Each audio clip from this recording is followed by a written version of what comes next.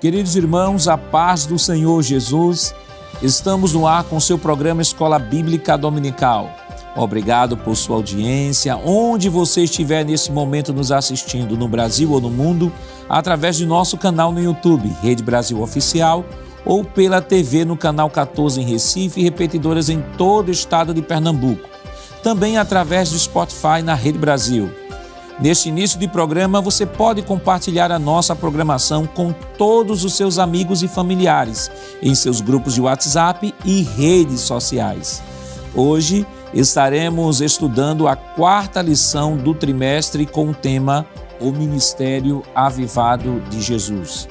E para comentar esta lição, contamos com a presença do superintendente das campanhas evangelizadoras de todo o estado de Pernambuco, Pastor Jefferson, aleluia. Pai do Senhor, pastor, é um prazer tê-lo aqui conosco mais uma vez. Pai do Senhor, pastor Nadio Jacques, Pai do Senhor, você irmão que está em casa participando desse momento especial. Para mim é uma alegria poder estar aqui dando a minha parcela de cooperação, já agradecendo também ao pastor presidente por nos ter confiado esta oportunidade de estar com os nossos irmãos para juntos aprendermos um pouco mais na palavra de Deus.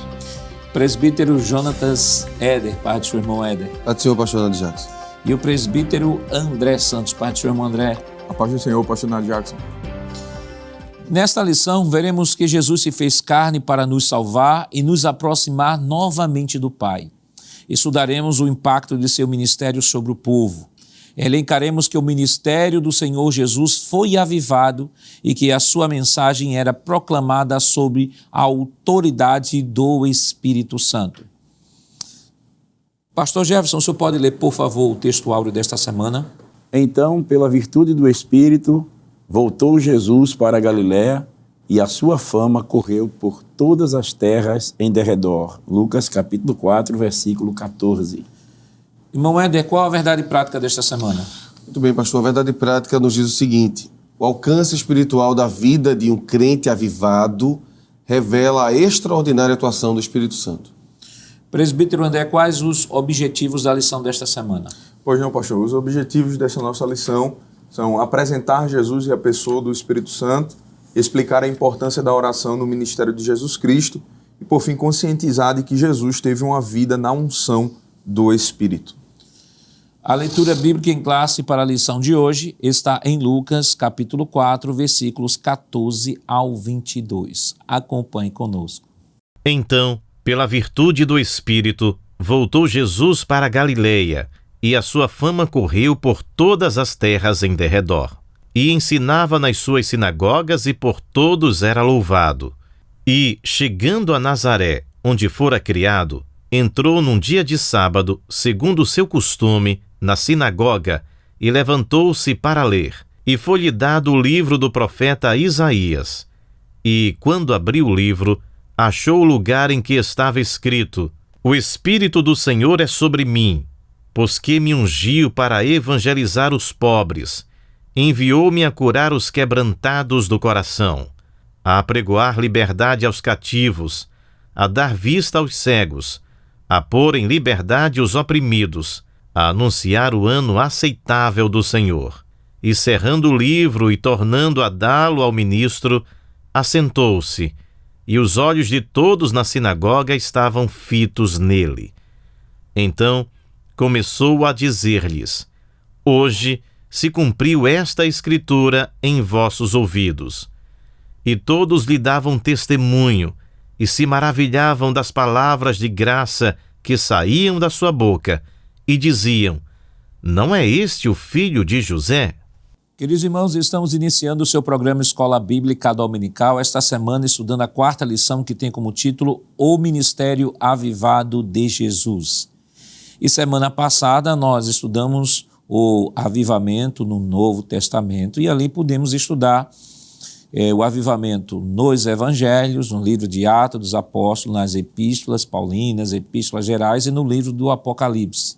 E em suma foi discutido naquela lição de que o avivamento manifestado e apresentado no Novo Testamento, ele traz a perspectiva não só do derramamento do Espírito Santo como o batismo e a manifestação dos dons espirituais, conforme descrito em 1 Coríntios 12, em Romanos 12 e Efésios 4:11, mas, sobretudo, a manifestação do fruto do Espírito Santo, que isso é bem trabalhado pelo apóstolo Paulo e demais apóstolos quando escrevem as suas cartas no Novo Testamento. Então, esta semana nós estaremos estudando o ministério avivado de Jesus, e nesse ministério avivado é importante observar de que a atuação do Espírito Santo é fator primordial na compreensão do ministério do nosso Senhor Jesus Cristo. Até porque um dos objetivos da nossa lição, que é o primeiro objetivo, é apresentar Jesus e a pessoa do Espírito Santo. Para que alguém não confunda de que esse ministério de Jesus foi avivado porque Jesus era Deus.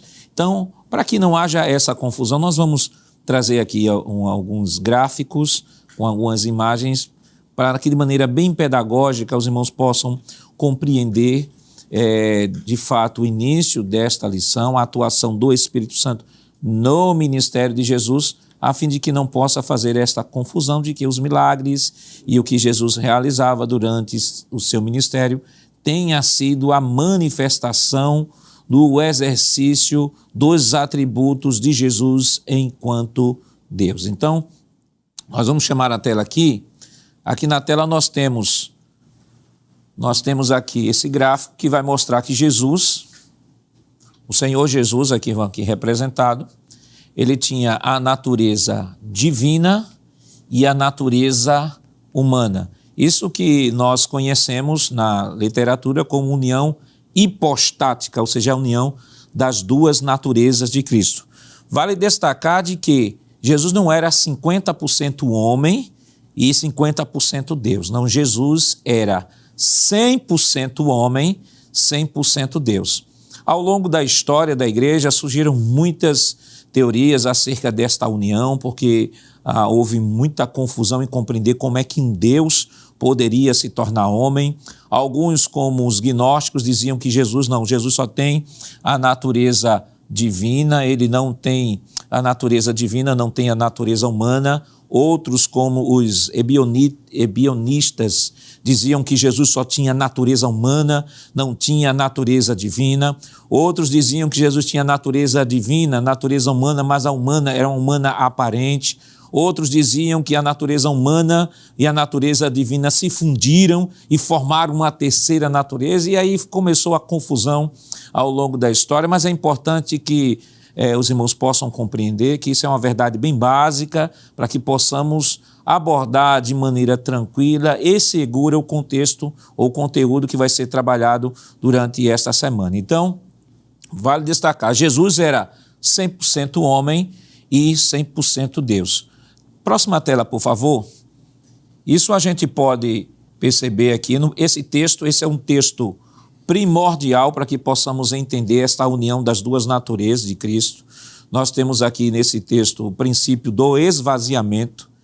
Paulo é o único que traz esta verdade aqui desse princípio do esvaziamento. E veja que o texto nos diz, na carta aos Filipenses 2, 6 a 7, lê-se que sendo em forma de Deus, outra tradução diz, mesmo sendo Deus, veja, ele não deixou de ser Deus. Porque tem gente que diz, não, Jesus ao encarnar-se deixou de ser Deus, ficou 100% homem. Não, ele continuou sendo Deus. Que sendo em forma de Deus, aniquilou-se a si mesmo. Outra tradução diz, esvaziou-se. E esvaziou-se aqui é o sentido de que ele abriu mão do uso dos seus atributos divinos para se tornar 100% homem. Aniquilou-se a si mesmo. Aí Cristo não se esvaziou dos seus atributos, apenas os reteve, ou seja, ele deixou de exercer independentemente seus atributos relativos. Então, irmão Éder, é importante que o professor tenha em mente que Jesus, enquanto homem, ao abrir mão do uso dos seus atributos divinos, em primeiro lugar, ao encarnar-se, Jesus deixou de usar a sua onipresença. Porque se ele estava limitado pelo tempo e pelo espaço, se Jesus estava em Jerusalém, ele não estava na Judéia. Se ele estava em Jerusalém, ele não estava na Galileia.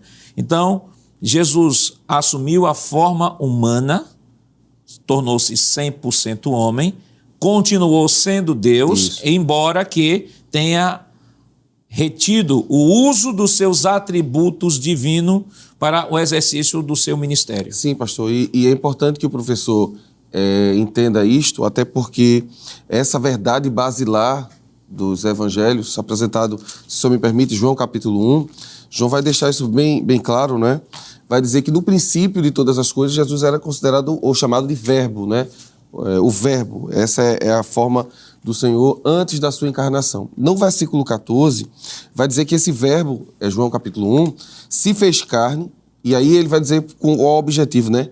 Habitou entre nós e vimos a sua glória como a glória do unigênito do Pai, cheio de graça e de verdade. Eu sei que o senhor vai trazer as verdades do porquê Jesus se esvazia, mas é muito importante iniciarmos dessa maneira para que o professor entenda daqui a pouquinho, quando a gente for dizer assim, você pode ter um ministério avivado como Jesus teve, e ele não dizer assim, mas Jesus era Deus, eu sou um ser humano. Perfeito. E essa perfeito. ideia vai ficar bem explícita, claro, quando o senhor apresentar. Por isso, há necessidade dessa explicação inicial para que o professor ele não possa incorrer nesse erro de dizer, não, olha, falou de ministério avivado de Jesus, mas Jesus é Jesus. Isso. Né? Jesus é Deus, né, irmão André? Exatamente, pastor. É um argumento que poderia ser usado caso a gente não tivesse a união das duas naturezas aí e sendo cada uma separada, mas habitando no mesmo local. Né? Então é importante a gente perceber, e o professor perceber nesse sentido, e explicar, né, de maneira muito clara de que Jesus, quando ele atua aqui na terra, ele atua como homem, e como o senhor deixou bem claro ali, ele retém. É como uma ferramenta que ele poderia utilizar, mas que ele não utiliza, porque ele sabe que se utilizar aquilo dali, ele vai estar exercendo de uma outra função. Isso. Nesse caso, Jesus, como homem, ele atua aqui na terra e faz o seu ministério, exerce o seu ministério, passa os 33 anos que passou aqui, né, atuando como homem, mesmo sendo Deus, mesmo tendo em essência. Em essência, ele não perde, né? Ele não perde a essência dele. E isso fica claro em diversos textos que nós vamos ver aqui, mas que fique claro isso para o professor, que nós possamos explicar isso de maneira muito clara para todos que estão na sala de aula, de que Jesus era homem, atuou como homem e em essência era Deus e não perdeu isso daí. E é importante também, pastor, entender que só Deus pode se esvaziar de si, né? O ser humano já é um ser vazio, ele precisa ser cheio do Espírito para atuar. Deus precisava, no caso Jesus, se esvaziar dele para ser utilizado pelo Espírito Santo. Então, pastor Jefferson, essa lição ela vai nos trazer os princípios básicos que a gente tem estudado até agora, de que para que haja o avivamento é preciso uma vida de obediência, de submissão, de amor à palavra, de oração, que é isso que nós estudaremos na vida do Senhor. Com certeza. Eu estava até observando aqui no objetivo da lição, nos objetivos a motivação, né? Vai dizer assim, motivação. Jesus foi bem sucedido em seu ministério terreno porque, enquanto homem, teve uma vida na unção do Espírito Santo, que o professor Jonatas acabou de dizer, né? Então, para sermos vitoriosos em nosso ministério, enquanto cristão, precisamos seguir o exemplo de Jesus e vivermos uma vida na unção do Espírito Santo. Aí ele diz assim, para isso precisamos orar, ler e obedecer a palavra de Deus e jejuar, como fez o nosso Salvador. Então Jesus ele se constitui o nosso modelo. Pronto, então, queridos irmãos, vou pedir a próxima tela, rapidamente, para a gente encerrar aqui com essa introdução. Nós temos aqui a humanidade de Cristo, características. Por que era necessário que Jesus fosse plenamente humano? Por que era necessário que Jesus fosse plenamente humano? Vamos lá, primeiro, possibilitar uma obediência representativa, né, irmão? Já que Adão pecou, e aí o professor tem que entender isso, né? Adão pecou e o homem por si só não poderia voltar para Deus. E aí Deus vai constituir, na teologia paulina a gente chama de segundo Adão, e esse segundo Adão vai fazer por merecer e atribuir, como este Adão aqui que pecou, atribuir o pecado ao ser humano, este segundo Adão, que é o Senhor Jesus Cristo, vai atribuir todas as suas obediências, o seu ministério inteiro, a este homem pela graça. Então, como por um homem vai entrar um pecado no mundo, a vida também entrará através de um outro homem. E é isso que Paulo fala em Romanos 5, quando diz que a ofensa veio por um homem, então só um outro homem poderia reparar essa ofensa. Ser um sacrifício substitutivo, que é na verdade, o princípio maior do esvaziamento. Isso. O próprio Lucas ele vai dizer em 19:10 que o Filho do Homem veio buscar e salvar o que se havia perdido. Ser o único mediador entre Deus e os homens está dentro da mesma característica do sacrifício substitutivo, né? Sendo o sacrifício seria o único mediador. Cumprir o propósito original do homem de dominar a criação, né? Agora, Jesus, enquanto Adão era o cabeça da humanidade caída, Jesus é o cabeça da humanidade restaurada. E o último, ser nosso exemplo e padrão de vida, que é em cima desse último tópicozinho aqui que nós estaremos trabalhando a nossa lição esta semana. Então, em linhas gerais, é preciso que o professor entenda de que quando está sendo usado o exemplo de Jesus, que é o nosso maior exemplo, Jesus não tem nenhuma vantagem em relação a ser Deus, com relação ao desenvolvimento do seu ministério, que alguém poderia dizer, não, mas ele é Deus, ele tinha facilidade de vencer o pecado, por ser Deus ele podia curar na hora que quisesse, por ser Deus ele podia fazer isso. Só que a lição de hoje, e essa explicação nos traz justamente esta consciência de que ao se esvaziar, Jesus tornou-se homem como qualquer outro, diferente da experiência do pecado. Observe que o texto de Filipenses 2, 6 ao 11, que é o princípio de esvaziamento, diz que ele mesmo sendo Deus, não usou usurpação ser igual a Deus, antes aniquilou-se a si mesmo, tomou forma de servo e fez-se semelhante aos homens. Olha, essa palavra semelhante é muito importante. Por que semelhante aos homens e não igual aos homens? Semelhante aos homens, porque Jesus não tinha a experiência de pecado. Isso. Jesus sentia o que todo homem sentia, a fraqueza que toda a natureza humana tem. Jesus precisou comer, Jesus precisou dormir, Jesus precisou se alimentar, Jesus teve sede. Todas estas necessidades da natureza humana que não envolve a questão da experiência do pecado, Jesus tinha. Agora, a experiência humana que diga respeito a algo relacionado no pós-queda ou a introdução do pecado, Jesus não tinha, Jesus não possuía. Por isso que ele diz que ele veio em semelhança humana. Então, pastor Jefferson, o professor ele pode tranquilamente abordar esta lição e ficar tranquilo que Jesus é o seu maior exemplo. E aí temos um exemplo que não encontraremos defeito, né? Porque ele é sem pecado. Com certeza, né? Por isso que, como disse aqui o professor Jonathan, ele é considerado como o segundo Adão, porque Adão ele passou a existir, né? Sem pecado. Isso. Jesus ele veio, nasceu sem pecado e viveu todo o ministério dele sem pecado, até desafiou, né? Quem dentre vós me convence de pecado, né? E eu achei interessante aqui, porque na hora da tentação, quando o diabo tentou, quando ele teve fome, ele foi tentado a comer. E o diabo, então, se tu és o Filho de Deus, transforma essas pedras em pães. Ele foi tentado a transformar, porque ele sentiu o desejo, né? Porque senão não era tentação. Isso, senão não era tentação. Perfeito. Mas ele tem só de pão verão, mas toda palavra sai da boca de Deus. Então ele mostrou que é possível vencer a tentação pela palavra de Deus. Isso. Mas a gente vê assim a divindade de Cristo sendo revelada em algum momento, por exemplo, no casamento de Caná, quando faltou o vinho, e a sua mãe disse, faltou o vinho, isso que eu tenho eu contigo, não é chegada a minha hora. Ela entendeu que Jesus ali estava mostrando que era Deus, e ele entendeu que era o Deus que estava falando, o seu Deus que estava falando com ela, não apenas o seu filho.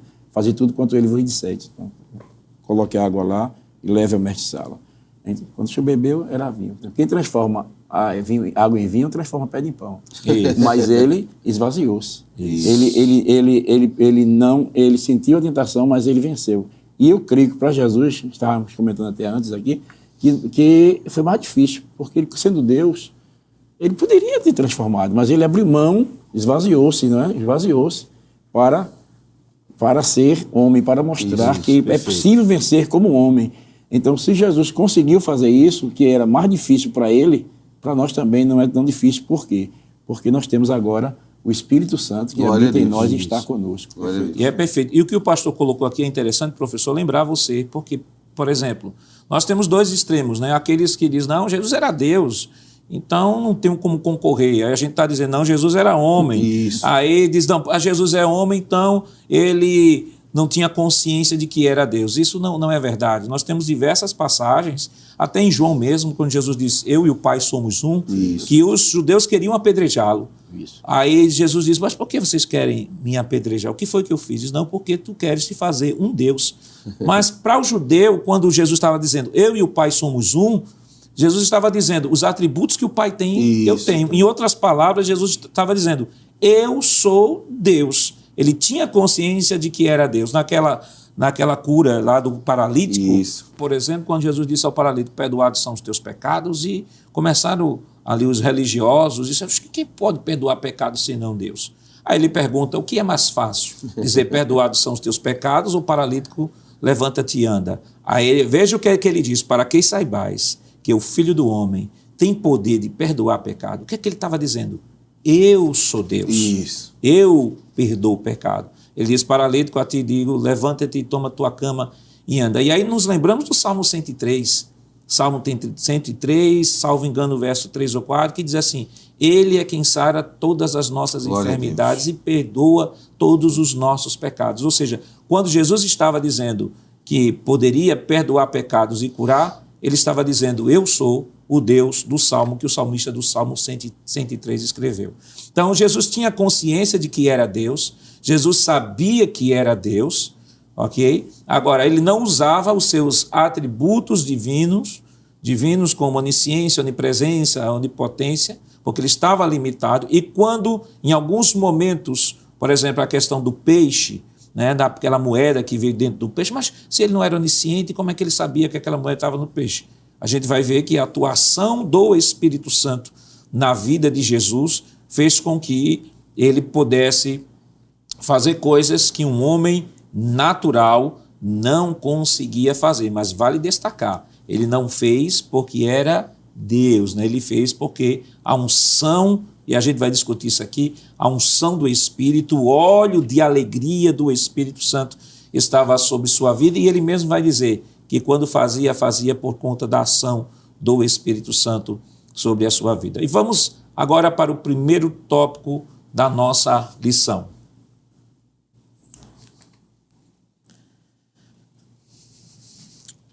O Espírito Santo na vida de Jesus. Pastor Jefferson, o que a gente já pode comentar depois dessa introdução, falar sobre a ação do Espírito Santo na vida de Jesus? Nós vimos aí, não é que o senhor falou ao princípio, né, que o Senhor Jesus, ele se permitiu, para podemos assim dizer, né, que o Espírito Santo o guiasse, que o Espírito Santo o conduzisse, que o Espírito Santo trouxesse a ele revelação, discernimento. Então, nós vemos aí que o Espírito Santo na vida do Senhor Jesus já começa logo desde o seu nascimento, como diz a lição, não é? A gente vê que o nascimento do Senhor Jesus, ele realmente é uma ação sobrenatural do Espírito Santo, pois está escrito aqui na lição, no primeiro tópico, não é? Na parte A, diz assim, no nascimento, o anjo Gabriel deu a seguinte notícia a Maria, descerá sobre ti o Espírito Santo, e a virtude do Altíssimo te cobrirá e cobrirá com a sua sombra, pelo que também o santo que de ti há de nascer será chamado Filho de Deus. Então a gente vê já a atuação do Espírito Santo logo no nascimento de Cristo, né? A virtude do Espírito Santo veio sobre Maria. Nós vemos também aí na nossa lição que o Espírito Santo atuou também no batismo, né? Porque quando Jesus foi batizado para iniciar o seu ministério, ele foi batizado em águas por João. Então diz a palavra de Deus aqui que João viu, né, quando o Espírito de Deus veio em forma corpórea, como de uma pomba que pousou sobre ele. E essa revelação, essa manifestação do Espírito Santo trouxe para João a revelação, porque ele disse assim, aquele que me mandou batizar, disse, aquele que vi descer sobre ele o Espírito, esse é... Era como um sinal, né, pastor Jefferson? Era Exato, um sinal para João, né? para a confirmação de que ele realmente era o Cristo, né, o Messias. Então nós vemos que o Espírito Santo, ele confirma que Jesus Cristo é o Messias, quando desce sobre ele.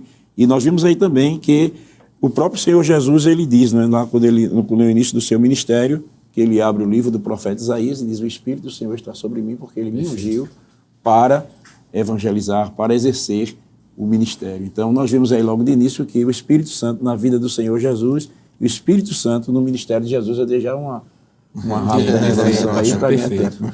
Muito bom. E, presbítero Éder, o pastor fez uma boa apresentação aqui, né, do ministério, da atuação do Espírito Santo já desde o ventre, né, na formação de Jesus, né, e algumas pessoas, né, e tivemos aí um período em que se espalhou a ideia de que o corpo que Jesus tinha não era um corpo humano, era um corpo divino, inclusive até o sangue de Jesus não era um sangue humano, era um sangue divino.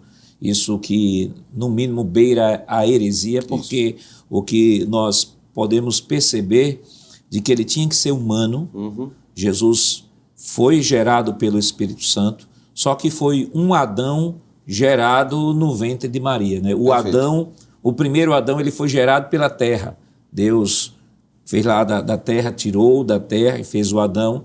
A diferença é que Maria foi o instrumento através do qual Jesus Cristo ele foi gerado, mas ele tinha a mesma natureza a partir até daquilo que nós já comentamos e do que Paulo expõe lá em Romanos 5, falando sobre o primeiro Adão e o último Adão, mostrando perfeitamente que a natureza que Jesus tinha enquanto homem era a mesma natureza que Adão possuía antes do pecado. Adão teve o problema, a tentação de Adão foi a árvore da ciência do bem e do mal, comparado com a tentação que Jesus teve ao longo da sua vida, porque Jesus vem em uma sociedade que já está corrompida, o pecado já está proliferado, e a Bíblia diz, Hebreus 4,15, que Jesus em tudo ele foi tentado. Adão só foi tentado na árvore da ciência do bem e do mal, mas ele foi tentado em tudo, mas sem pecado. Isso, e para iniciar essa minha fala, eu queria voltar à promessa divina que foi feita a Eva no jardim ainda, né, no período da queda, para comprovar a ideia de que era necessário vir de um ventre de uma mulher, não é? 3:15 de Gênesis, abra sua Bíblia. Porém, inimizade entre ti e a mulher, entre a sua semente, olha aí, e a sua semente, esta te ferirá a cabeça e tu lhe ferirás o calcanhar. O profeta Isaías vai falar no início do seu livro, capítulo 7, que Deus mandaria o filho através de uma mulher, uma virgem conceberia. E aí vem a grande questão, não é? Nós temos um texto bíblico dizendo que viria através de uma mulher, viria através de uma virgem. Só que aí quando Maria recebe essa promessa, ela se assusta e diz ao anjo, eu não posso conceber, porque eu não conheço varão. E aqui está o limiar humano. A concepção de um ser humano é necessário 2 seres humanos distintos para que traga a vida a uma nova criatura. Só que aí o anjo explica a Maria que seria algo sobrenatural, seria algo do próprio Espírito, né? Então, como o pastor Jefferson bem disse, desde o início do seu nascimento, desde o nascimento de Jesus, nós estamos vendo a manifestação do Espírito Santo, porque o Salmo 51, verso 4, o salmista Davi diz que em pecado me concebeu a minha mãe. A ideia ali é que se 2 pecadores se unirem, o pecador que vai nascer será um pecadorzinho.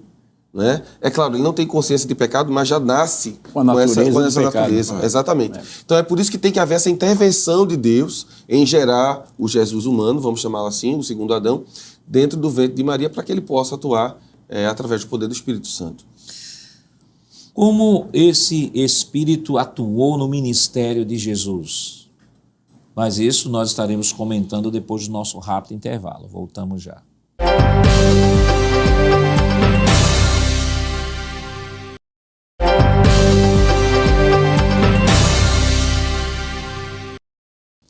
Queridos irmãos, estamos de volta em seu programa Escola Bíblica Dominical, esta semana estudando a 4ª lição, que tem como título O Ministério Avivado de Jesus.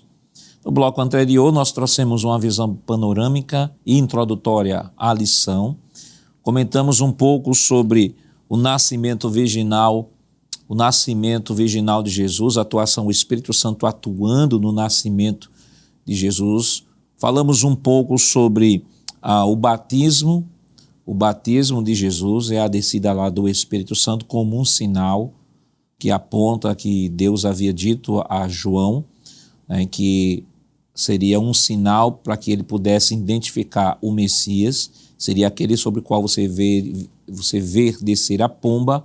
Esse, de fato, é aquele que batiza no Espírito Santo, né? Conforme diz o Evangelho de João, João capítulo 1, versículo 33, diz o seguinte: eu não conhecia, aquele porém que me enviou a batizar com água me disse, aquele sobre quem você vir descer e pousar o Espírito, esse é o que batiza com Espírito Santo.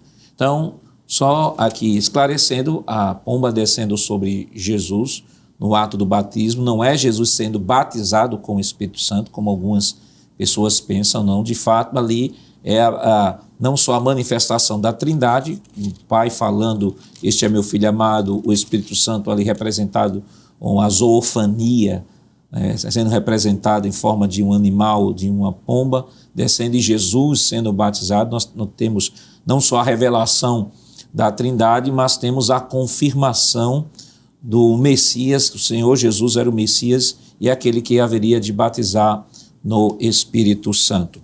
E agora vamos para o Espírito Santo no ministério de Jesus.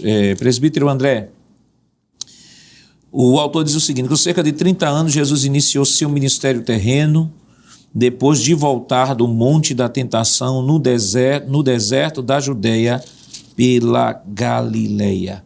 Então nós temos Jesus oficialmente, seu ministério começa aproximadamente aos 30 anos, como o texto nos deixa claro. Então nós temos agora o início da obra para a qual o Senhor Jesus foi designado desde a eternidade. E esta obra não poderia ser diferente sem a atuação do Espírito Santo.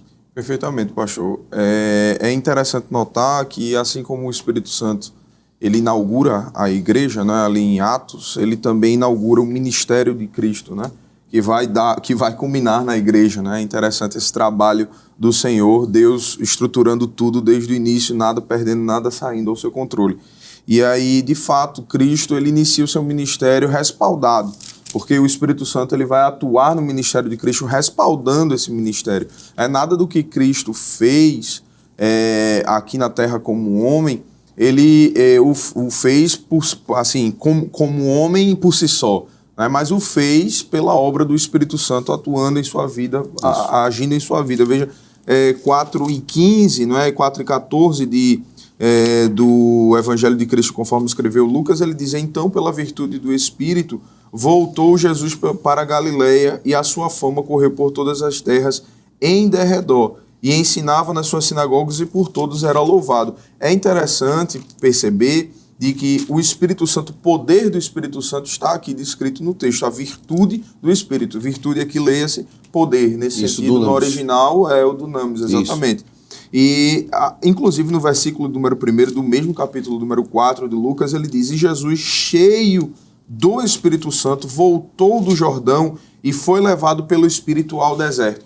É bom a gente destacar, pastor, que o texto aqui no original, nesse ao deserto, tem versões que dizem foi conduzido pelo Espírito no deserto. Então tem algumas versões que dizem no deserto, tem algumas versões que dizem ao deserto. Daí que a gente pode concluir de que, de fato, o Espírito Santo, Jesus cheio do Espírito Santo foi conduzido ao deserto e no deserto. Sim. Né? O Espírito Santo conduziu todo o processo do início do ministério de Cristo e durante o ministério de Cristo. Né? Isso vai ficar claro no texto bíblico de que em nenhum momento Jesus o faz, como já disse aqui anteriormente, o faz de maneira só. Né? E aí o texto em que Cristo ele senta e diz: aqui hoje se cumpre, não é? O texto que diz que o Espírito do Senhor me ungiu para pregar, e ele de fato vai fazer isso em seu ministério. Ele vai curar, ele vai trazer vista aos cegos, ele vai tirar da prisão, como é o caso, por exemplo, de Marcos, capítulo número 5, né?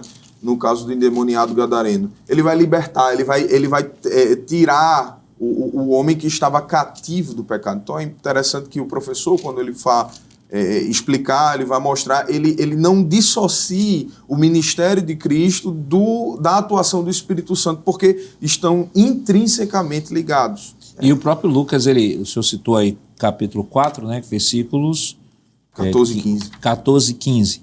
Lucas ainda no capítulo 5, versículo 17 diz: E aconteceu que, num daqueles dias, estou lendo aqui na Nova Almeida Atualizada, Jesus estava ensinando e achavam-se ali assentados fariseus e mestres da lei, vindos de todas as aldeias da Galileia, da Judéia e de Jerusalém. Aí aqui ele diz: E o poder do Senhor estava com ele para curar. Atos capítulo 10, versículo 38, nós temos o Lucas também fazendo esta afirmação. Observe o versículo 38, estou lendo aqui na Nova Almeida Atualizada. 10 e 38 diz: Como Deus ungiu a Jesus de Nazaré com Espírito Santo e com poder. Primeiro, Lucas já deixa claro, né, pastor, como o irmão André fez a abordagem aqui, não se pode dissociar o ministério de Jesus da atuação do Espírito Santo neste ministério. Aí Lucas diz assim: assim como Deus ungiu a Jesus de Nazaré, como Deus ungiu a Jesus de Nazaré com Espírito Santo e com poder, Jesus andou por toda parte, fazendo bem e curando todos os oprimidos do diabo. Aí ele continua: porque Deus estava com ele. Ou seja, não era ele fazendo por si só, como foi colocado, mas a ação do Espírito Santo na vida de Jesus. É interessante que a gente vê que quando o apóstolo Pedro ele cita esse versículo 38, ele está exatamente corroborando com Lucas, no capítulo 4, né, que o presbítero André falou. Ele diz assim, versículo 37, o anterior, diz assim: vós conheceis a palavra que se divulgou por toda a Galiléia, tendo começado desde a Galiléia, depois do batismo que João pregou, aí diz, como Deus ungiu a Jesus de Nazaré com o Espírito Santo, não é? e o qual andou por toda parte, fazendo bem e curando todos os oprimidos do diabo, porque Deus era com ele. Então ele mostra, ele corrobora com Lucas, né? Quando o Senhor Jesus começou o seu ministério, ele começou o seu ministério exatamente sob a unção do Espírito Santo. E é interessante assim, porque Deus era com ele, e essa expressão aqui, Deus era com ele, está se referindo ao Espírito Santo. Isso. Né? Está mostrando aqui a divindade do Espírito Santo. Então mostra aqui que o Espírito Santo estava atuando no ministério de Cristo, ou seja, o Senhor Jesus, ele foi completamente guiado, dirigido pelo Espírito Santo, mostrando-nos para nós, trazendo para nós o exemplo que falamos anteriormente, né? O exemplo de como Deus deseja que nós, a igreja, vivamos. Porque o resultado do tema da nossa lição diz assim: o ministério avivado do Senhor Jesus era porque o Espírito Santo estava sobre ele. Então era a unção do Espírito Santo que avivava o ministério de Cristo. Conduziu. Né? Conduziu. Então essa é a realidade. Então o Espírito Santo, ele trouxe toda a revelação que foi dito aqui anterior, né? A revelação, os milagres que Jesus operou, a libertação do povo que Jesus libertou, os cativos, deu vista aos cegos, curou o quebrantado do coração. Tudo isso é a ação do Espírito Santo sobre a vida do Senhor Jesus, sobre o ministério do Senhor Jesus. E vale destacar que o texto, que é o texto base da nossa lição, que é Lucas 4, o contexto vai falar ali da profecia, né, de Isaías 61, o Senhor dizendo assim: hoje se cumpriu esta profecia. Então, não só já havia uma profecia ou profecias do Antigo Testamento que apontava a revelação do Messias, mas também mostrava que o ministério desse Messias seria marcado por uma unção diferenciada, pela atuação do Espírito Santo. E quando Jesus chega assim, hoje se cumpriu, eles ficaram com os olhos arregalados porque sabiam que aquele era um texto messiânico. E além de ser um texto messiânico, pastor, é algo novo. Porque todos os homens que foram ungidos, e a gente pode usar o termo aqui, ungido como Messias, não é? Os reis de Israel, os profetas e alguns sacerdotes eram ungidos para exercerem seu ofício. Eles não tinham a presença do Espírito Santo de forma presente o tempo todo. não é? Manifestações Eles tinham manifestações, pontuais, esporádicas, pontuais. Já no ministério de Jesus, isso é atuante desde a sua concepção, não é? Até sua ressurreição e posteriormente a igreja. O senhor lembrou que, assim, no ministério do Antigo Testamento, o sacerdote, o profeta, o rei e o sacerdote, eles eram ungidos para exercer aquela função. E a gente vê que, sob o ministério do Senhor Jesus, o Espírito Santo veio, ungiu a Cristo, e ele realmente é rei, sacerdote e profeta. Né? Então, vemos que todos aqueles do Antigo Testamento eram sombras, apontavam apenas para o Cristo que realmente seria rei, sacerdote e profeta. Né? Então, o ministério de Jesus foi realmente sob a unção do Espírito Santo. E para concluir esse pensamento, a ideia é de que, a partir de agora, se você viver uma vida debaixo da unção do Espírito Santo, diferentemente daqueles do Antigo Testamento que terão esporádicas manifestações, você terá o Espírito Santo presente no seu dia a dia. É essa a realidade que será apontada. Também. Perfeito. Essa é a realidade apontada por Jesus, por exemplo, depois da ressurreição. Ele vai dizer, não é, que nós devemos ir evangelizar, e ele vai dar poder aos discípulos, né? Atos 1, verso 8, vão para Jerusalém para receber o Espírito Santo, para que essa atuação continue. Não é? Ela termina, vamos dizer assim, no ministério de Jesus, mas continua, e isso a gente vai ver nas próximas lições, através dos apóstolos. Então, até Jesus, ninguém tinha sido ungido para esse exercício do dia a dia. Em Jesus se completa, não é, toda essa realidade. E é muito bonito que o pastor Jefferson diz, não é? Em Jesus se completa também o tríplice ministério que Deus usava para interferir em Israel, não é? Interferir no sentido de Deus queria exercê-lo através desses homens, não é? O monarca, que era o rei, o sacerdote e o profeta. Então, Jesus abarca tudo isso através do poder do Espírito Santo. Isso fica tão presente, pastor, isso fica tão... Continuando isso que o presbítero Éder havia falado, que no Antigo Testamento há a presença, como o presbítero Éder falou, da manifestação pontual do Espírito Santo de Deus.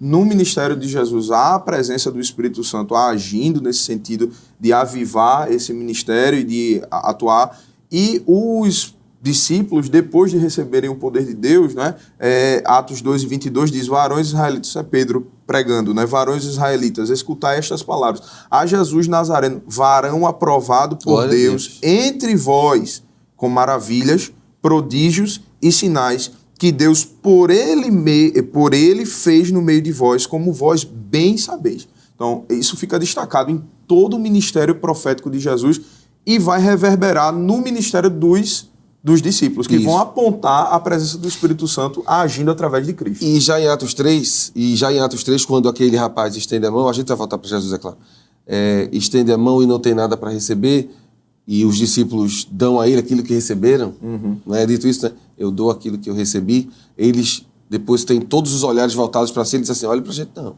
Quem fez isso foi Jesus. Então, a atuação do Espírito Santo continua, só que a atuação do Espírito é apontar para Jesus. Então, novamente, os discípulos criam esse ciclo, né? Jesus foi um homem perfeito. Então, nós estamos sendo usados por Deus, mas não olhe para a gente. Olhe para quem fez isso acontecer. Quem trouxe essa ideia, né? Quem trouxe esse novo padrão, não foi eu. Isso é algo de Jesus. Isso precisa ficar bem patente, não é? Volta para ele. Volta para ele. E os irmãos estavam comentando, estava lembrando de Hebreus. Hebreus capítulo 1, ele vai falar da humanidade de Jesus, mas ao mesmo tempo ele remete à divindade de Jesus.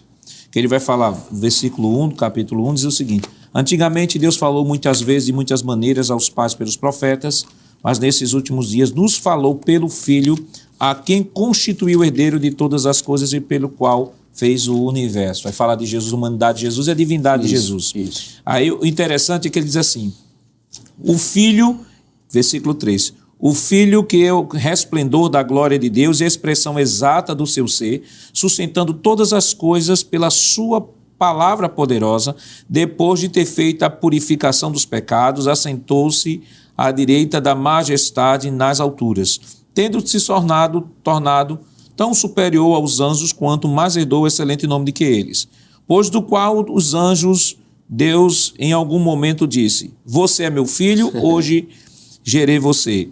E outra vez, eu lhe serei pai e ele me será filho. E novamente introduziu o primogênito no mundo e diz, e todos os anjos o adorem. Ou seja, mesmo Jesus, na condição humana, mas ele não deixou de ser Deus. A nenhum homem, Isso. nenhum homem teve a ousadia ou teve a primazia de que um anjo puder, por mais santo que fosse. Isso. Aí nós vemos Daniel, né?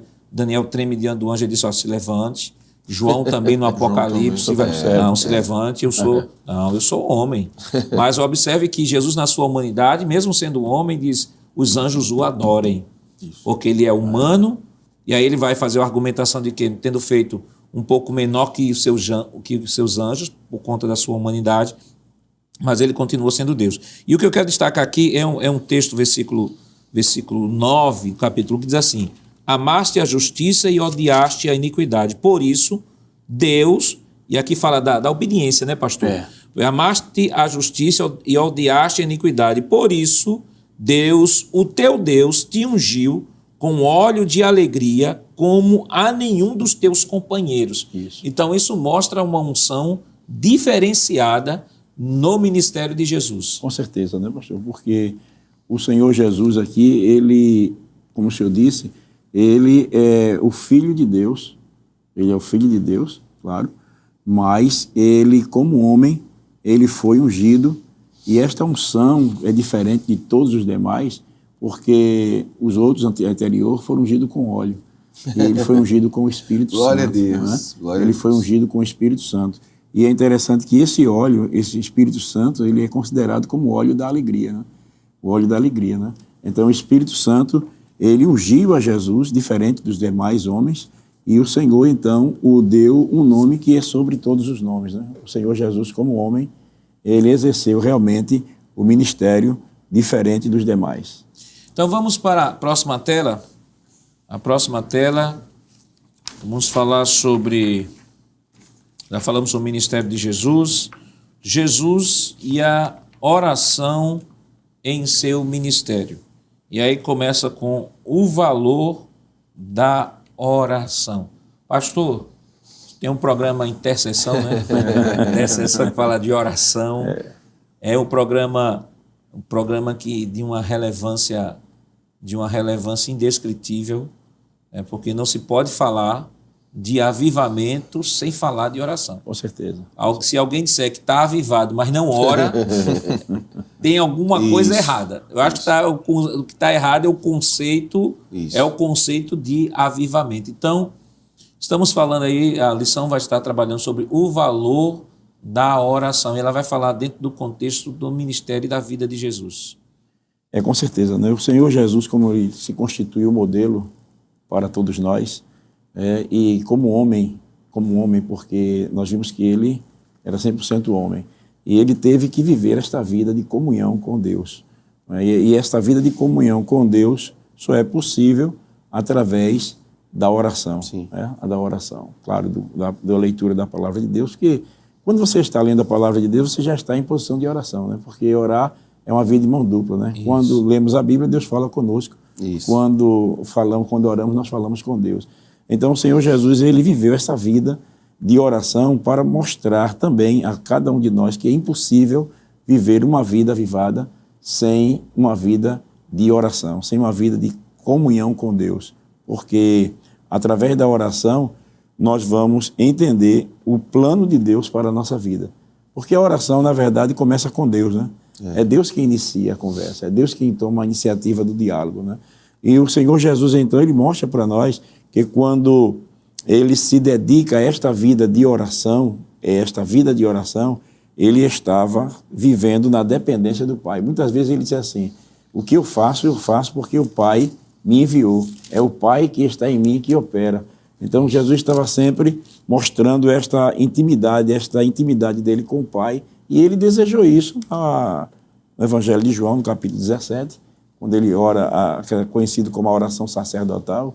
Ele está intercedendo, ele diz, Senhor, ele diz ao Pai que não rogo somente por estes, mas também por aqueles, né, que pela tua palavra hão de crer em mim, para que eles sejam um, como eu e tu, ó Pai, somos um. E esta unidade, ela é perfeita também através da oração, né? Porque através da oração nós recebemos as orientações de Deus para vivermos uma vida avivada. Como o senhor disse, é impossível ter uma vida avivada sem uma vida de oração. Irmão Éder, eu lembro uma vez, na minha época de juventude, né, um irmão chegou assim e disse assim, Jesus orava, mas ele não precisava orar. Ele orou só para que a gente visse ele orando lá registrado, mas ele não precisava orar, não precisava nada disso, porque ele era Deus. E aí aquilo que a gente falou no início do programa, né? Eu lembrei de um hino da harpa, né, que dizia assim, Jesus teve completa vitória porque sempre viveu em oração. Então, Jesus orava porque ele, de fato, precisava orar. Sim, é manter a comunhão com o seu Pai. Ele vai dizer isso várias vezes, né?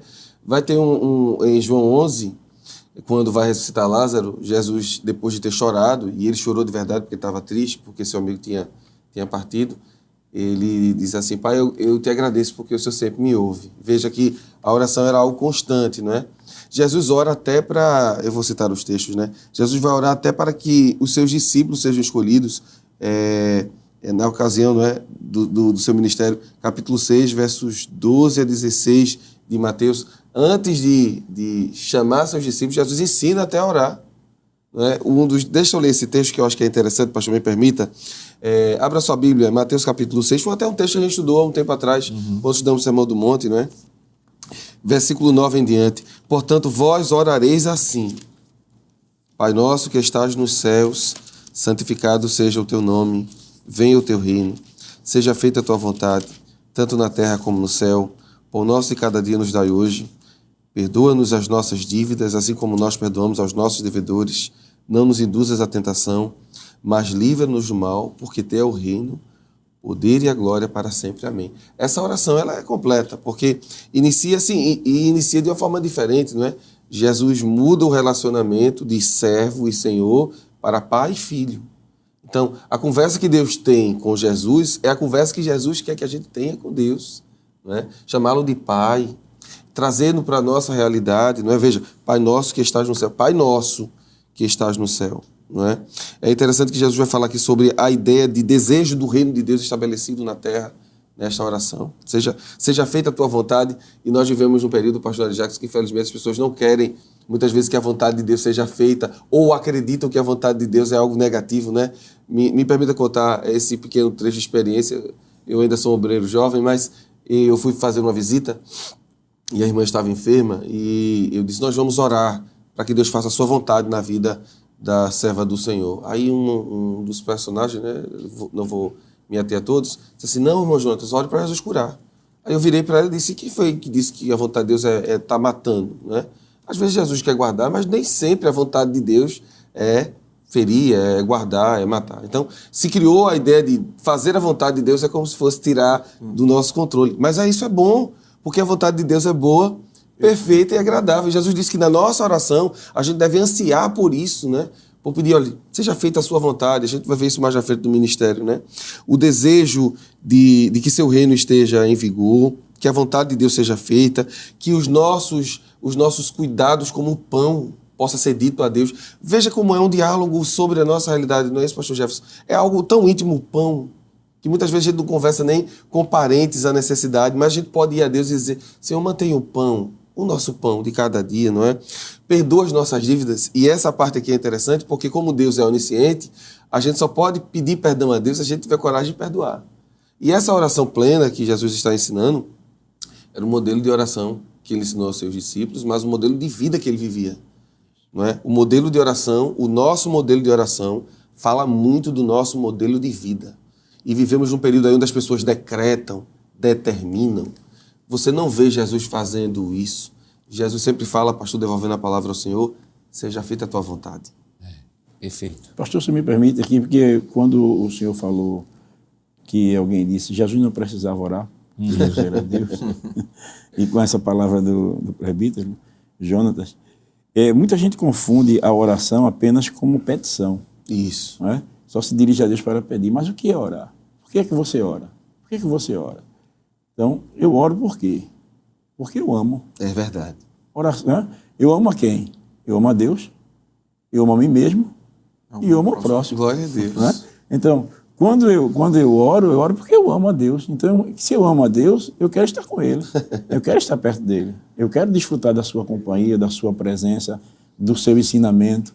né? Quantas vezes a gente, quando está orando, Deus abre a mente da gente na revelação da palavra, né? Isso. Uma certa ocasião eu estava para pregar, aí eu tinha pregado em um determinado lugar e eu estava lendo algumas coisas para tentar preparar um assunto e fechou a mente.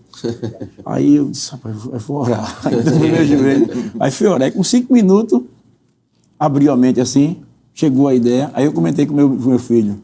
Eu digo, mas Jonathan, rapaz, eu passei uns 3 dias lendo alguma coisa, pai, para tentar preparar um assunto, aí com 5 minutos que eu dobrei o joelho, chegou. Aí meu filho disse assim, ô papai, só quer mudar o método? Então, orar é você se relacionar com Deus, você ama Deus, então se você ama, você quer estar perto, você ama a si mesmo, porque para você ter uma vida avivada, você vai ter que orar, né? É o pão nosso cada dia, quer dizer, o cuidado diário, então você ora porque você ama a si mesmo, você precisa do cuidado, da proteção divina, do cuidado, do sustento, e também pelo próximo, porque a maior demonstração de amor que a gente pode demonstrar a alguém é orando por essa pessoa. Uma vez eu vi um escritor citando uma frase atribuída a Lutero que dizia assim, orar mais para estudar melhor. Isso. E a oração é o antídoto para a mente. Eu sempre tomo essa expressão de Lutero para meus filhos. Já Lutero sempre dizia, estudou bem quem orou bem. Viu? Qual deve ser a postura de um cristão com relação à oração no desenvolvimento de sua vocação? A oração deve fazer parte do centro do desenvolvimento de sua vocação e do seu serviço? Mas isso nós estaremos comentando depois do nosso rápido intervalo. Voltamos já.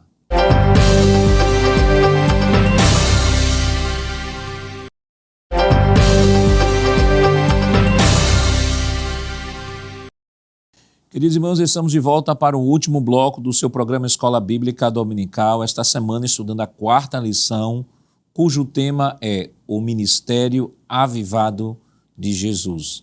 E no bloco anterior nós falamos sobre Jesus e a oração em seu ministério. Vamos continuar ainda no segundo tópico, falamos sobre Jesus e a oração em seu ministério, falamos sobre o valor da oração e agora uma vida de oração. Irmão André, o que a gente pode comentar neste tópico para que o professor possa desenvolver melhor este subtópico na lição? Perfeitamente, pastor. É interessante notar, antes de qualquer comentário, que a oração ela foi tão importante no ministério de Jesus, na vida de Jesus. Isso foi tão evidenciado, ficou tão evidente, que os seus biógrafos, os escritores dos evangelhos, né, de Mateus até João, independente dos sinóticos ou João um pouco diferente, mas todos eles retrataram Jesus orando. Todos eles falaram dos períodos de oração que Jesus traçava em sua vida, dos períodos de oração que Jesus tinha, né? Isso foi muito marcante.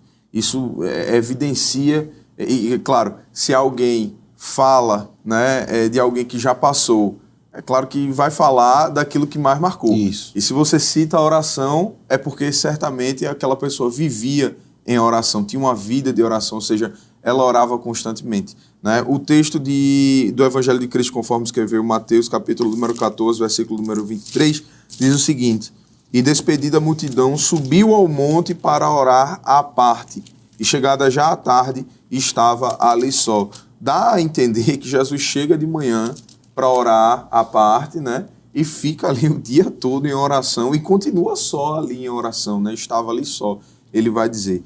Tem uma versão que é muito interessante, que vai dizer o seguinte, que despedida a multidão sobe ao monte e volta à oração. Ou seja, isso era tão real na vida de Cristo que os escritores, com esses detalhes, eles estão demonstrando de que Jesus vivia constantemente orando, buscando a Deus, mantendo a sua comunhão. Diferente do que disseram lá na juventude, né, pastor, que o senhor bem citou, de que Jesus não precisava orar, Jesus deixou claro de que era necessário. Inclusive ele, como um homem, como dissemos aqui, e destacamos de maneira muito clara, né? Jesus era 100% homem, 100% Deus.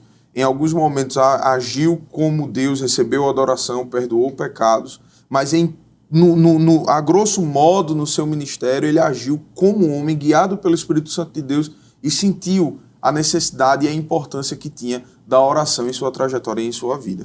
A oração é tão importante, pastor, que na teologia paulina, Paulo, 2 palavrinhas, ele define isso. Ele diz, orai sem cessar. Eu já vi uma frase, não lembro o autor, que dizia assim, que a oração é o oxigênio da alma. Eu achei muito forte isso, né? Ou seja, ninguém consegue viver sem oxigênio. Então seria isso, pastor? É porque a gente vê aqui que o ministério avivado de Jesus, ele está mostrando que o ministério do Senhor Jesus foi avivado do começo ao fim. Então o segredo não é começar avivado, é a manutenção do avivamento. Isso, então, quando fala-se sobre uma vida de oração, está se dizendo que para se ter uma vida avivada, tem que viver uma vida de oração. Então seria a manutenção do avivamento, está exatamente nisso. Assim como você precisa do oxigênio para viver, você está sempre precisando do oxigênio, assim também você precisa da oração para manter-se avivado, Então não existe essa forma de você ser avivado sem orar, oração. Não tem como. Não tem como, porque é interessante que ele diz assim, uma vida de oração. Quer dizer, Jesus não apenas orava, mas ele vivia esta realidade, ele vivia esta vida de oração. Uma coisa é orar, outra coisa é você viver, né? Nós vimos aqui no comentarista dizendo assim, logo aprendemos com Jesus a importância de uma vida de oração, pois mesmo sendo Deus, na condição humana, nosso Senhor buscava comunhão com o Pai por meio da oração. Então ele buscava essa comunhão porque a vida ela só pode ser vivida se estiver em conexão com o dono da vida. Sim, exato. E se você não estiver em comunhão com o dono da vida, você vai perder a essência da vida cristã. E a igreja primitiva, a igreja do primeiro século, aprendeu muito com Jesus, que nós temos aqui uma descrição de Lucas sobre o modus vivendi da igreja. Ele diz aqui em 2:42, diz assim, e perseveravam na doutrina dos apóstolos e na comunhão, no partir do pão e nas orações. Vamos para o próximo tópico, aí o senhor comenta, próximo tópico da nossa lição, a partir dessa leitura aqui de Atos. Então, a oração, nós aprendemos no tópico anterior, o valor da oração, da vida, não o valor da oração, a vida de oração, né? Uma vida de oração. E agora nós vamos falar sobre uma vida na unção do Espírito Santo, a unção do Espírito Santo na vida do obreiro, tomando como texto base aqui o texto que nós citamos de Atos 2:42. O que é que a gente pode comentar aí? Muito bem, pastor. Lembrando que quando a gente fala de um ministério avivado de Jesus, a gente está dizendo que em todos os momentos do seu ministério, Jesus promoveu vida, e essa vida advém de uma vida debaixo da presença do Espírito Santo, né? Sobre a égide de Deus, sobre o controle de Deus, sobre a doação de si mesmo. Então, esse é o paradigma, é o padrão. Aí agora o autor está aplicando a lição. Ele está dizendo que a unção precisa estar, a unção do Espírito Santo, na vida do obreiro. E agora a gente vai pegar tudo que a gente aprendeu sobre Jesus até agora e vamos ver se estamos praticando exatamente essa forma que Jesus viveu para dizer se a gente está sendo avivado ou não. Aí o autor da lição, apontando para Atos, né, ele vai dizer o seguinte, que o autor da lição diz que o obreiro vai exercer liderança administrativa da igreja, o obreiro vai pregar, o obreiro vai fazer visita, o obreiro vai ensinar. E se ele fizer tudo isso sem o Espírito Santo, ele não vai ter resultado. É impossível um obreiro distante do avivamento. É claro, nós já estamos na parte aplicativa da lição, não é isso? É impossível um obreiro viver uma vida avivada e ter um ministério avivado como o de Jesus se ele não segue os padrões que Jesus seguiu lá atrás. Não é? Uma vida de obediência. Sem mim nada podereis fazer, né? Perfeito, pastor Jefferson, né? Disse o Senhor Jesus. Sim. A obediência é o âmago de uma vida de um obreiro avivado. Então, um obreiro que não vive uma vida de oração como a igreja em Atos está vivendo. Observe, eu posso reler o texto, se eu permite? Muito bem. Atos 2 e verso 46. E perseverando, unânimes, todos os dias no templo. Eu estou lendo o versículo 46, não é que é a continuidade. partindo o pão em casa, comiam juntos com alegria, singeleza de coração, louvando a Deus, caindo na graça de todo o povo, e todos os dias acrescentava o Senhor à igreja aqueles que se haviam de salvar. A continuidade do texto que o pastor Nadir Jackson diz, que o pastor citou, diz que eles perseveraram nisto. Ou seja, na prática do que Jesus fez. Oração, jejum, louvor. Foi impresso neles, né? A vivência. Né? Isso. Teve um programa que o irmão Joanildo disse aqui, que Deus nos tornou, né, pequenos cristos. Não é? Isso é interessante, não é?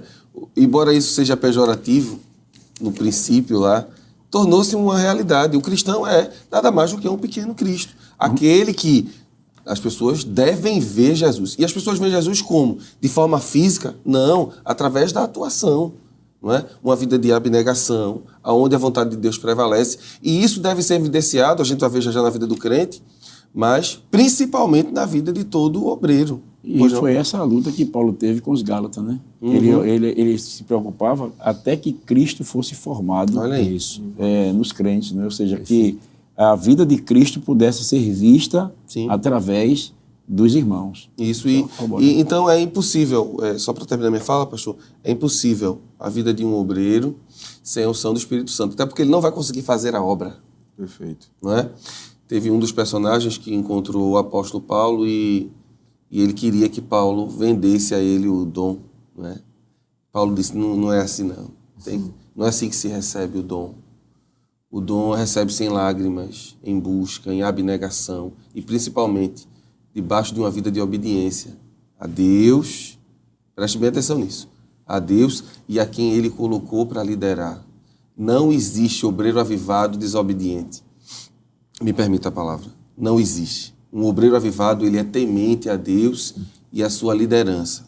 Ele é obediente na escola dominical, ele é obediente ao seu presbítero. Na campanha. Ele é obediente na campanha evangelizadora. A gente precisa tocar nesses pontos, porque às vezes as pessoas dizem assim, não, eu sou avivado, mas é desobediente.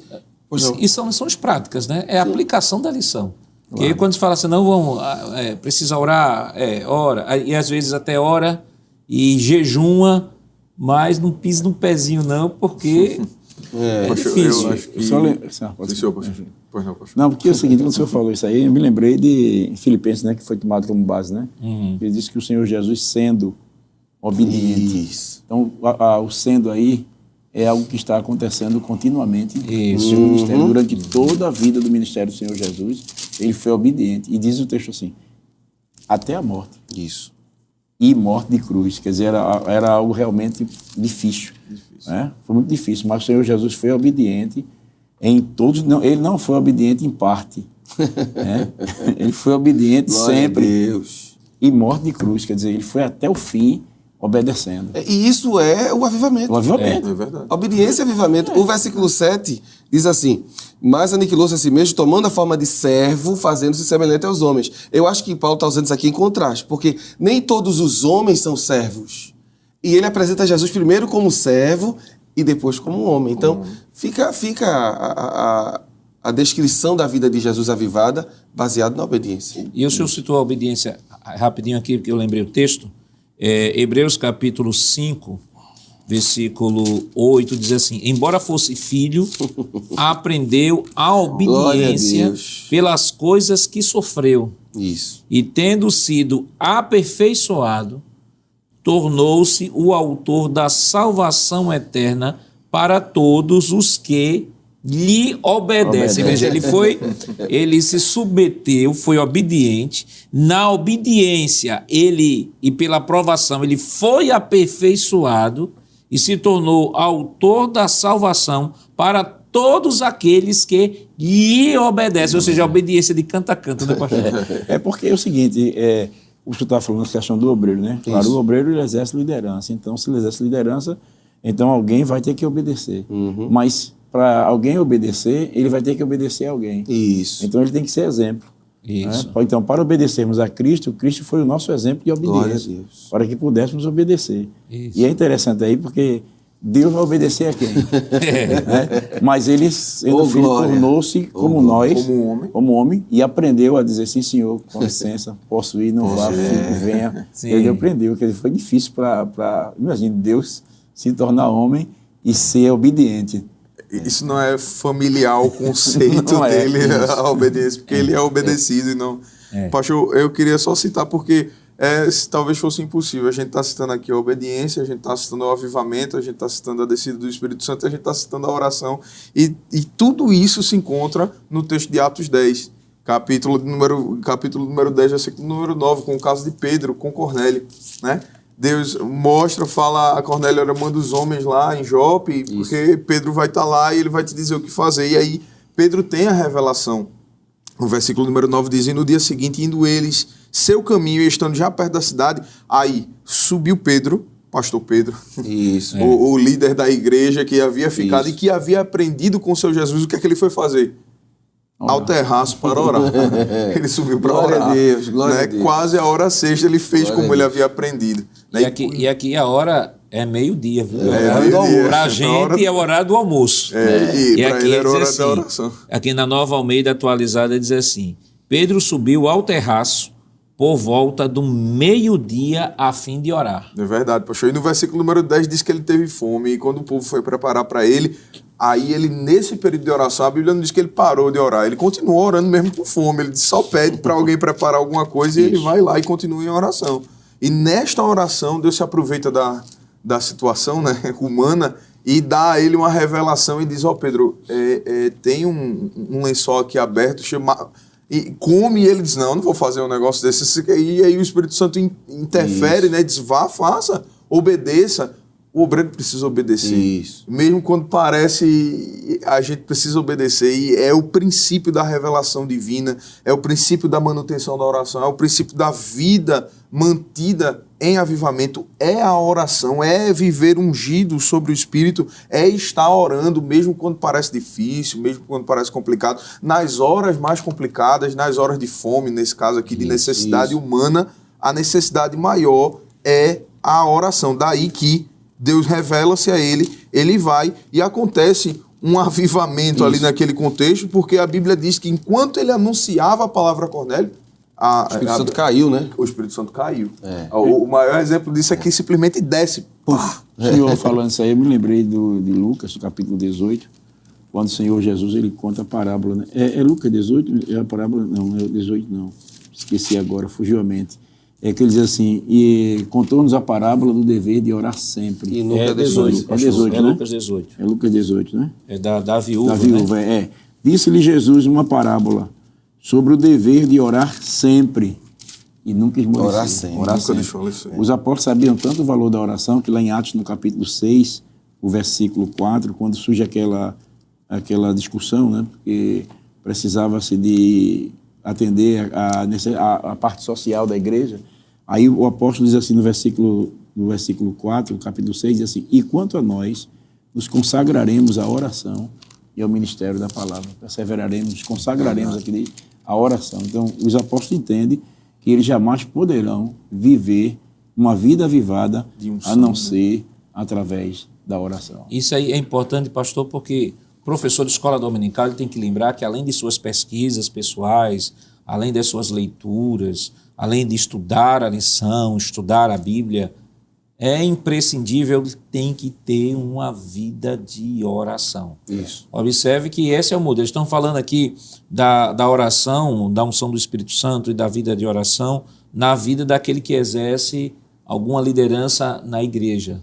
Então, é imprescindível a oração, né, irmão Éder? Isso, pastor. Não tem como deixar de fora a oração, voltando aqui à frase, orar bem ou orar melhor para estudar melhor, para estudar melhor. Isso. E isso ficou muito claro, não deu tempo da gente trabalhar. No ponto 1, quando tratou da tentação, a gente comentou, mas não deu tempo conta do tempo, não deu para esmiuçar, mas na tentação, Jesus vence com a oração e a obediência. A obediência Porque à palavra. o diabo disse assim, transforme, e Jesus tinha poder para isso. Só que aí ele incorreria no erro que Adão incorreu, de desobediência. Isso. Jesus disse, não, nem só de pão viverá o homem, mas de toda palavra que procede de Deus. Em outras linhas, em linhas gerais, é claro, Jesus está citando Deuteronômio. Em Deuteronômio, o povo falhou. Deus mesmo cuidando, o povo falhou. Jesus disse, é necessidade. É interessante que a tentação de Jesus não é uma tentação por questões como a nossa, não é? É tentação de necessidade, por exemplo, ele está com fome. E ele tem poder para fazer aquilo, mas ele prefere depender de Deus. Então, é isso que precisamos vivenciar no nosso dia a dia, como obreiros da casa do Senhor, como professores de escola dominical. A dependência de Deus. E a oração leva a isso. A oração leva à dependência, não é? A dizer a Deus, seja feita a sua vontade, não é? Dizer a Satanás, não vou pegar esse pão, não vou fazer isso agora, Deus tem o melhor para mim. E isso precisa ser dito, não é? Nós precisamos ensinar essa nova geração que está chegando que a dependência da oração e a obediência é que mantém um obreiro avivado. O obreiro precisa orar e estar debaixo da orientação de Deus e do seu pastor, do seu presbítero, da sua liderança local, porque não existe avivamento sem obediência e não existe uma vida de obediência sem uma vida de oração. É interessante que o Senhor Jesus disse, nem só de pão verá o homem, mas toda palavra que sai da boca de Deus, para quê? Para obedecer. Isso. Ô, pastor, nós estamos falando sobre a unção do Espírito na vida do obreiro, né? Falamos que é preciso que o obreiro seja obediente, é preciso que o obreiro viva uma vida de oração, é preciso que o obreiro viva uma vida de submissão a Deus, mas de repente está nos acompanhando ali um aluno que não exerce função nenhuma na igreja, também não sente vocacionado ao ministério, embora tenha dons que o Espírito Santo lhe conferiu dons, ele está lá na igreja e diz assim, olha, mas esse assunto, o que me diz respeito a este assunto? Porque o avivamento, ele diz, o avivamento de fato tem que vir para a liderança da igreja, a liderança tem que ter palavra para dar à igreja.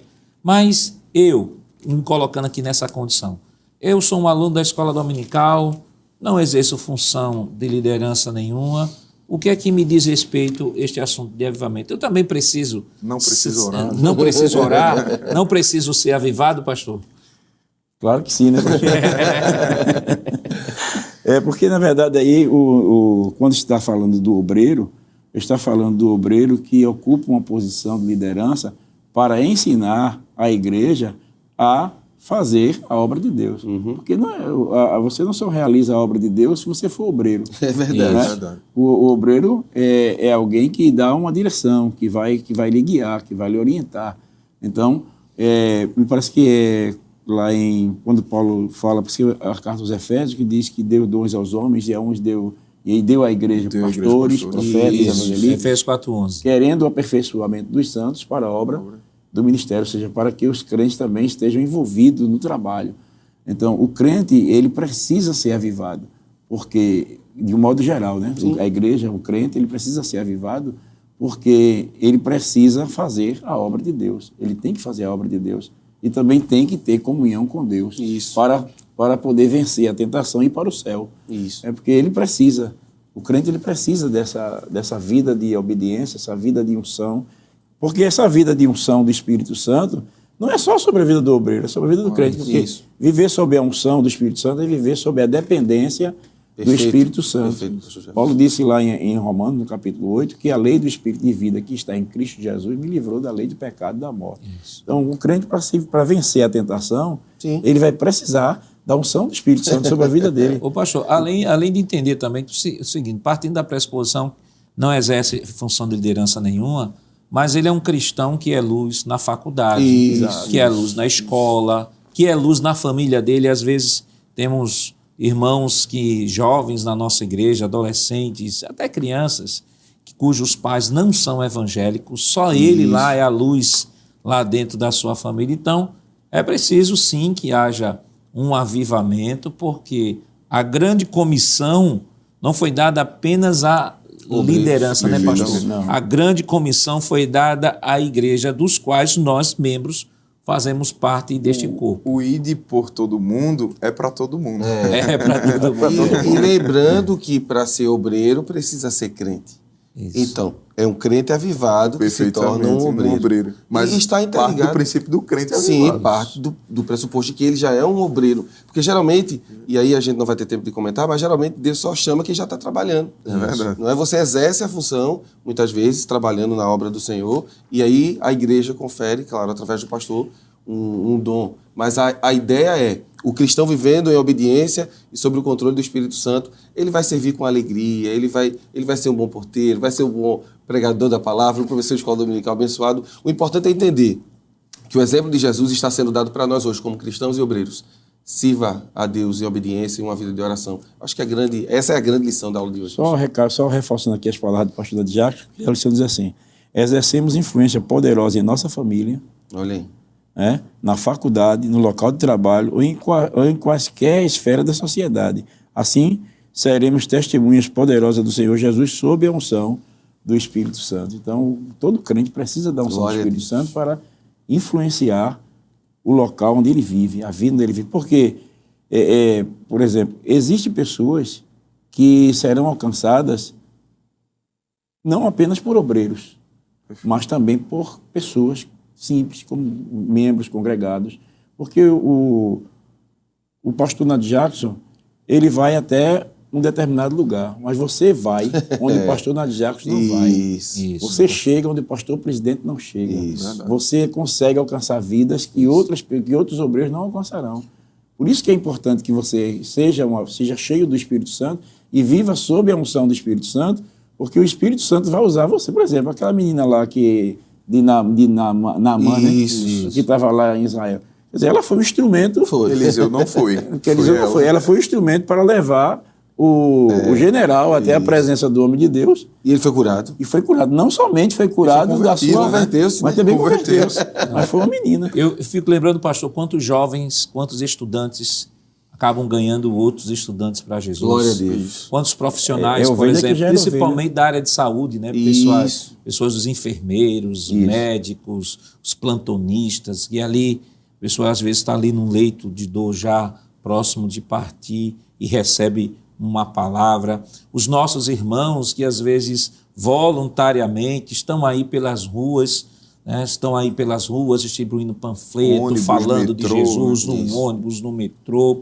Os irmãos que exercem essa missão muitas vezes não têm função de liderança nenhuma na igreja, mas têm a consciência de que é um membro do corpo e como membro do corpo precisa executar a grande comissão, ganhar vidas para o reino de Deus. Não importa, seja ele um vendedor, seja ele um comerciante, seja ele um policial, não importa, independentemente da profissão que ele exerce, ele se sente chamado por Deus para usar a sua profissão para a glória de Deus. E dentro desse conceito, todos precisam de avivamento. Que Deus continue lhe abençoando em nome de Jesus.